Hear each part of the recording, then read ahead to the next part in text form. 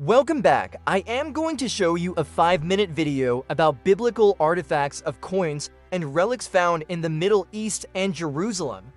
Welcome to the Bible Archaeology News. I am here to guide you through the latest discoveries that are making headlines in the world of biblical archaeology. Today, we're going to talk about some amazing coins that were just discovered in the city of David, the ancient Jerusalem Archaeological Park. We'll talk about the Iron Age Canaanite burial, the city of David's seal, the Siloam inscription, and much more.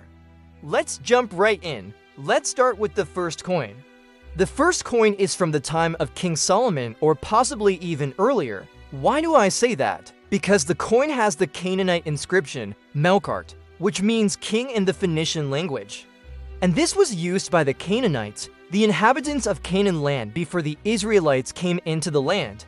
And then later on it was used by Jezebel, the wife of Ahab, when she was trying to revive the worship of Baal in Israel. And so this coin has a pre-Israel and a post-Israel reference, so it could be either Solomon's or earlier. It's called a shekel coin and it weighs exactly 12 grams. As the Bible says, the weight of a shekel. Now what does this mean for us? Well, every time we find an artifact from the time of the Bible that matches exactly what the Bible says, it's a great thing. The Bible tells us over and over again that these things are true because God inspired the writers of the Bible, and if they said something and we find an archaeological match, that shows us that the Bible is indeed true. Another interesting thing is that during the time of Jesus, they actually minted coins in Jerusalem in the days of the Maccabees. And we know that from books like Maccabees and also other books in the Bible, and this may have been where they minted that coin. And it may have been minted even before. Next, we're going to talk about an Iron Age Canaanite burial. They found a burial from the time of the judges in Israel, probably from the 12th century BC. And they found it near the Gihon spring in the city of David. And it's interesting because they found a burial cave. This wasn't a normal burial, it was a burial cave. And they found two skeletons inside, a man and a woman. And around the skeletons they had all kinds of vessels, not just regular vessels, but expensive vessels, things like decorated candelabras and things like that. So this was someone important. But who were they? Was it a judge and his wife? Maybe, we don't know exactly, but it was definitely someone very important. And why would they bury them there? Maybe because of the spring. The spring represented life in the Old Testament. And so maybe they believed that the person would live again in the afterlife. The next thing we're going to talk about is the city of David's seal. They found a seal from the time of King David. Now, how do we know it's from King David's time? Because it has his name in Hebrew, the 4 letters of David's name.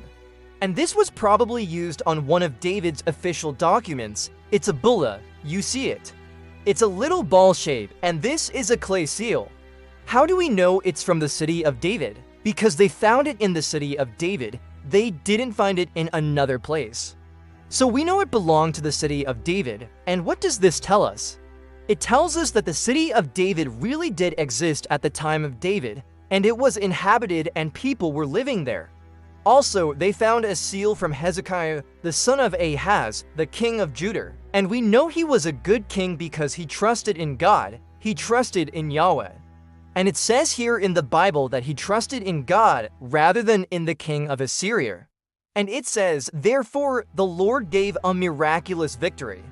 That's what we read in 2 Kings 18 and 19. The next thing we're going to talk about is the Siloam inscription. This is one of my favorite artifacts. It's called the Siloam inscription. And it comes from the time of Hezekiah. Hezekiah was a king of Judah, and he tunneled from the Siloam pool up near the northern part of the city and down to the southern part of the city. And it was an aqueduct, an amazing engineering feat for that day. And so they found the inscription. It basically says that Hezekiah did this. He tunneled this out.